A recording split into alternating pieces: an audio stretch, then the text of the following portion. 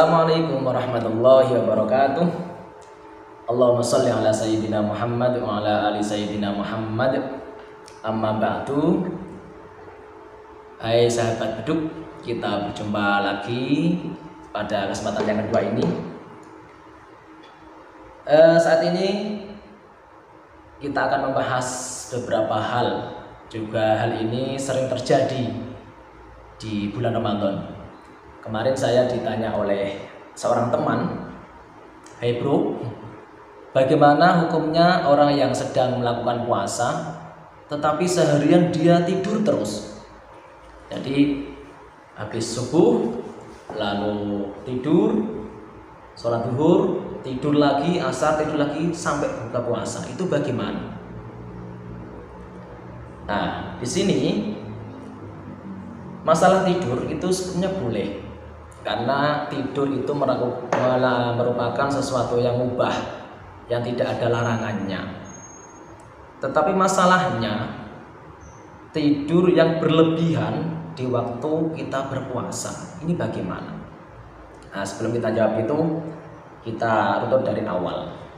Oke, yang pertama tentu kita sudah tahu bahwa bulan Ramadan ini merupakan bulan yang mulia, bulan yang sangat istimewa di antara bulan-bulan lainnya.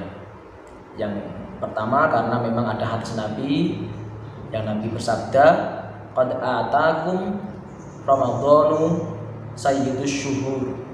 Jadi telah datang bulan Ramadan kepadamu yang merupakan adalah sayyidus syuhur, atau pemimpin atau tuan bagi bulan-bulan yang lain.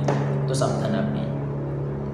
Yang kedua, di bulan Ramadan ada sebuah peristiwa yang sangat penting, yaitu nuzulul Quran.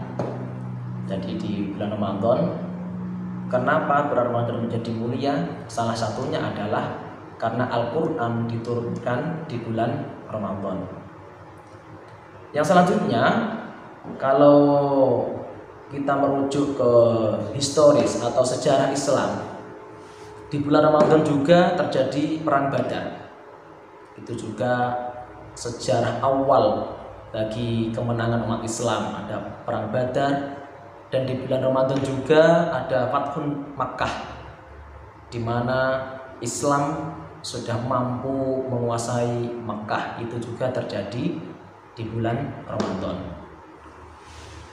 Selanjutnya, kalau kita hubungkan di sejarah Indonesia, kemerdekaan Indonesia juga kebetulan jatuh di bulan Ramadan, yaitu 9 Ramadan 1934 atau 36 kalau nggak salah, tepatnya di bulan Ramadan juga. Jadi di sini Ramadan merupakan bulan yang paling mulia di antara bulan-bulan yang lain. Tetapi masalahnya, kemuliaan Ramadan ini merupakan kemuliaan atau keistimewaan yang bersifat pasif, berbeda dengan suatu barang atau hal lain. Contohnya, kalau kita punya mobil, kita naikin atau tidak, mobil tersebut sudah bernilai. Kalau kita punya emas, entah kita pakai atau tidak, secara sendirinya emas itu sudah bernilai. Tetapi berbeda dengan bulan Ramadan. Bulan Ramadan ini istimewanya atau kemuliaannya bersifat pasif. Apa artinya? Kemuliaan atau keistimewaan Ramadan itu bisa mulia, bisa istimewa terhadap kita, tergantung kepedulian kita terhadapnya. Sebatas apa kegiatan kita atau ibadah-ibadah kita yang kita lakukan untuk menggapai keberkahan dan keistimewaan itu. Kalau kita isi dengan berbagai ibadah yang baik, kita bisa memaknai istimewa bulan Ramadan, maka kita akan dapat keistimewaan itu. Tetapi kalau bulan Ramadan kita isi dengan sesuatu yang kurang bermanfaat, maka ya bulan Ramadan tersebut tidak ada bedanya dengan bulan-bulan yang lain. Contohnya tadi seperti tidur. kita seharusnya kita bisa isi dengan yang bermakna, dengan beribadah, sholat, membaca Al-Quran dan lain-lain, sehingga menambah kualitas keistimewaan di bulan Ramadan ini. Tetapi kalau kita gunakan tidur, maka keistimewaan itu tidak akan kita dapatkan. Maka bulan Ramadan yang seharusnya berkah, yang seharusnya istimewa, tetapi kalau kita tidak bisa memaknainya, tidak bisa memanfaatkannya, maka bulan Ramadan akan seperti bulan-bulan biasa yang lain. Keistimewaan hari-hari di bulan Ramadan akan seperti hari biasa di bulan-bulan yang lain.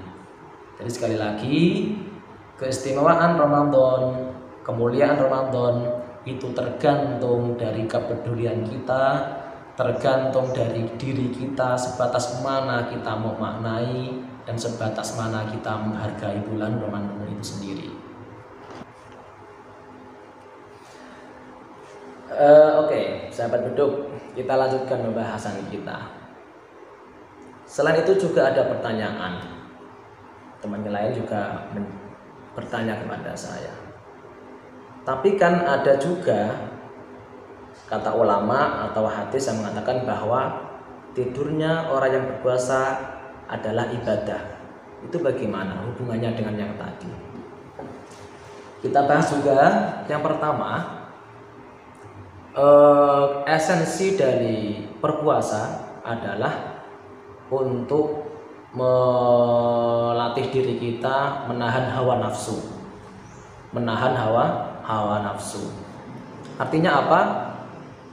Pada waktu kita berpuasa, kita harus tetap beraktivitas. Kita tidak boleh bermalas-malasan. Aktivitas mencari nafkah, aktivitas belajar, aktivitas ibadah harus tetap berjalan, bahkan ditingkatkan. Itu esensi dari Ramadan. Kalau kita tidur, itu berarti kita malah menuruti hawa nafsu. Padahal puasa itu sendiri adalah untuk mengekang hawa nafsu. Dan tidur yang dinilai menjadi ibadah adalah tidurnya orang yang senantiasa melakukan aktivitas seperti bekerja, seperti belajar, seperti ibadah, lalu kecapean, lalu istirahat tidur.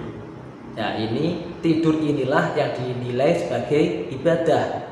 Bukan tidur yang seharian full. Kalau tidur seharian itu tidak merupakan ibadah, tetapi itu mencerminkan kemalasan. Justru itu tidak mengekang hawa nafsu, tapi menuruti hawa nafsu.